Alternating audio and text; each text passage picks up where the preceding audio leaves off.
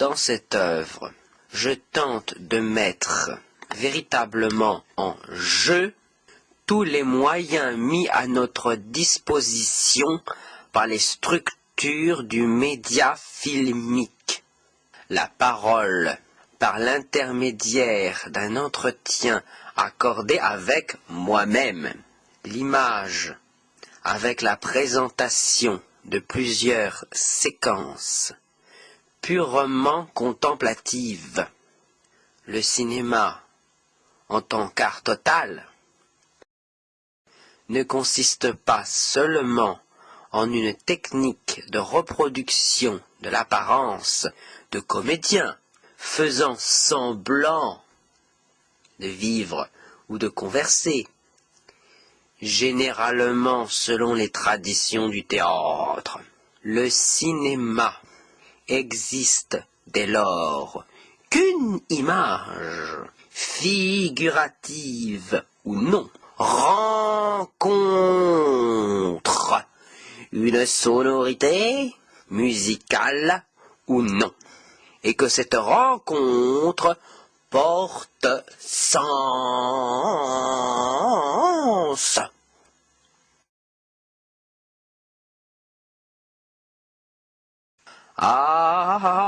Abolissons la prohibition de la parole, puisque la littérature n'est pas considérée comme un crime ou comme un stupéfiant. Abolissons la prohibition de la musique si elle joue avec les autres signifiants, de manière à les souligner ou à les contredire, afin de soutenir le laborieux travail du sens. L'image, en tirant ses doucteurs, conquiert trop aisément les consciences et affaiblit le travail exigeant de l'élaboration d'une narrativité qui ne se suffit pas à elle-même, mais qui invoque un monde plus propre à résonner au cœur de notre conscience. Il suffit d'être sensé et sensible.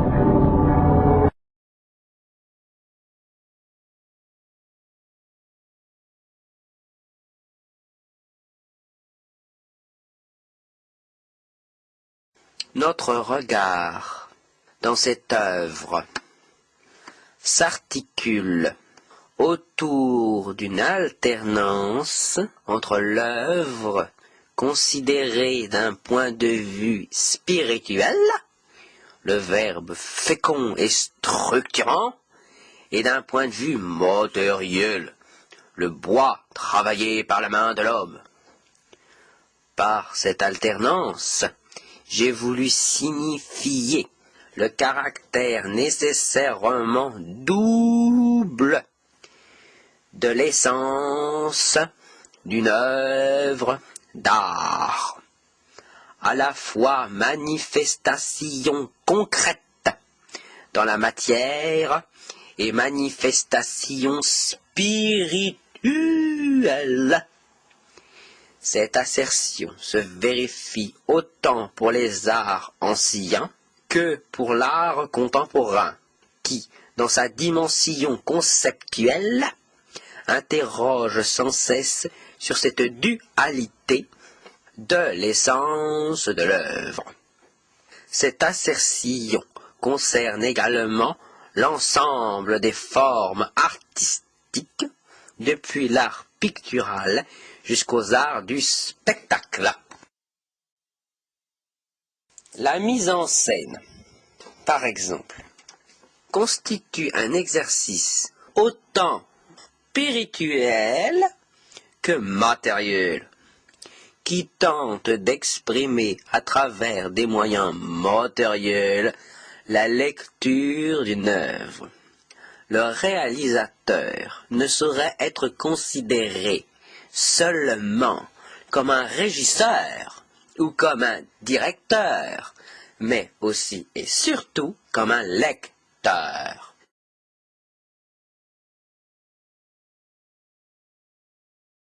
Caro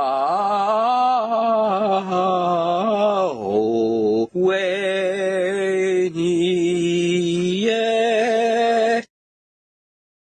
Ce concept est déjà évoqué par le titre Opération vert carbone, presque similaire à celui d'Opération béton, l'un des premiers courts-métrages de Godard, 1955. Le concept de contemplation de la matière en train d'être façonnée par l'homme est évoqué déjà dans cette œuvre.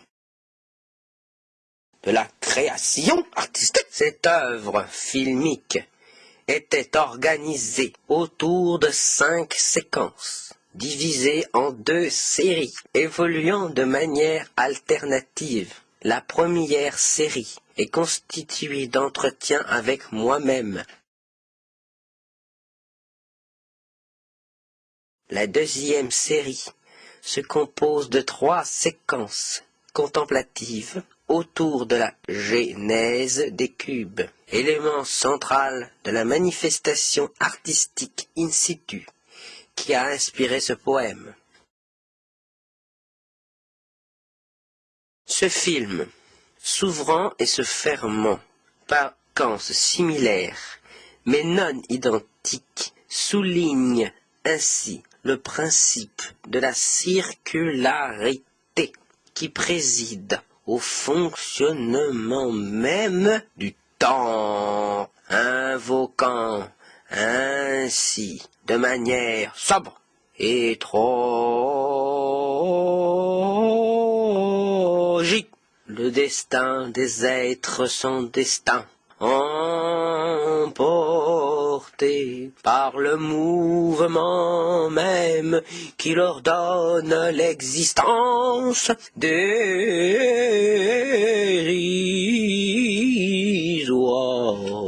progéniture de cette manifestation insensée que nous nommons notre séjour dans ce monde flottant.